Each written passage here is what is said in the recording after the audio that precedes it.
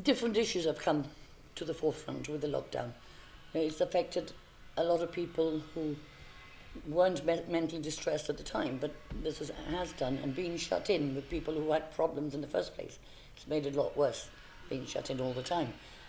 We had our telephone, free phone 116 but during lockdown we launched our chat line as well, and that's been popular, because some people being shut in the houses couldn't speak, so it was easier to chat online, because then if they had problems, for example, with their wife or with their husband or whatever, or the children, chatting online was private, while speaking they could.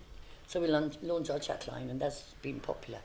But we felt it was needed during lockdown. Have you seen an improvement when it comes to mental health in the workplace locally? I know you've launched a campaign and you're giving out these awards. We launched a campaign last September, and that was the Wellbeing Recognition Award for companies who implemented policies to look after the well-being, not just physical but mental, of their employees. And 12 companies were recognised last year. This year we're running it for the second year. And yes, it has made a tremendous difference. We've seen, and from the reports that we've had back from the people, from the companies who were awarded last year, the difference it has made to the well-being of the workforce. And let's face it, the health of the company starts with the health of your workforce. So it makes totally business sense. I've been in business all my life.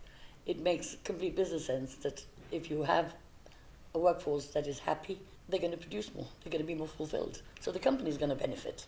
And the one thing that most of them have said is that the level of sick leave has gone down dramatically. Because again, if you look after the well-being, if they've got support when they're not well, then they're going to be away for a lot less time. I mean, we've always been conscious of physical illness, but not so much of mental. And this is what we wanted to bring in.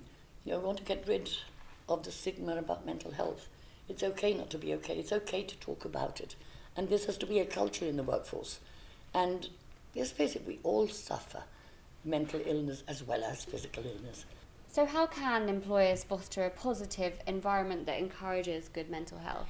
It's all about the open culture in the workplace. That employees, that there's a support system there.